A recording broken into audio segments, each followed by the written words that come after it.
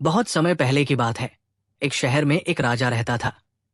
उस राजा को अपने सभी नगरवासियों से बहुत लगाव और प्रेम था। वो सबकी मदद करने के लिए तत्पर रहता। एक सुबह राजा के यहाँ पर एक पथीर आया। उसने राजा की खातिरदारी और ईमानदारी देखकर राजा को एक चुटकी जितना सुरमा दिया और कहा कि हे राजन, ये सुरमा कोई सामान्य सुरमा नहीं है, ये चमत्कारी सुरमा है। फकीर ने अपनी बात आगे बढ़ाते हुए कहा कि राजन, इस सुरमे को जो भी नेत्रहीन अपनी आंखों में लगाएगा उसका अंधापन दूर हो जाएगा और वो फिर से देखने लगेगा। इतना कहकर फकीर तो राजा को सुरमा देकर अपनी राह पर निकल पड़ा।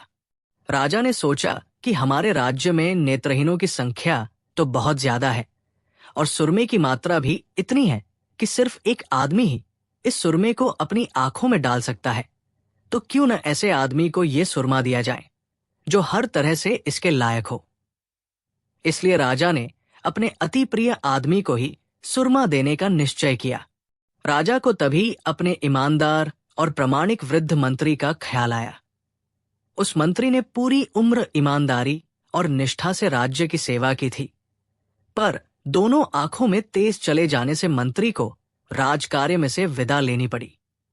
अभी तक राजा को उस मंत्री की कमी महसूस हो रही थी। राजा ने सोचा कि यदि मंत्री की रोशनी वापस आ जाए तो फिर से राज्य को मंत्री की सही और अनुभव भरी सेवा मिल सकती है। इसलिए राजा ने तनिक भी विचार किए बिना ही मंत्री को बुलाया और उनके हाथ में सुरमे की डिब्बी देकर कहा कि ये सुरमा आप अपनी दोनों आंखों में लगा दो। ये चमत्कारी सुरमा है, इसको आंखों में लगाने से आपकी दृष्टि वापस आ जाएगी, पर यह सुरमा इतना ही है कि इसे सिर्फ 2 आंखों में ही लगा सकते हैं। मंत्री ने अपनी एक आंख में सुरमा डाला और उस आंख की रोशनी वापस लौट आई। उसके बाद बाकी बचे सुरमे को मंत्री ने अपनी जीभ पर रख दिया। सब लोगों ने सोचा कि मंत्री पागल हो गया है और राजा ने भी उससे कहा कि मंत्री जी, ये आपने क्या किया? अब आप एक आंख से नहीं देख सकोगे और सभी प्रजाजन आपको काना कहकर बुलाएंगे।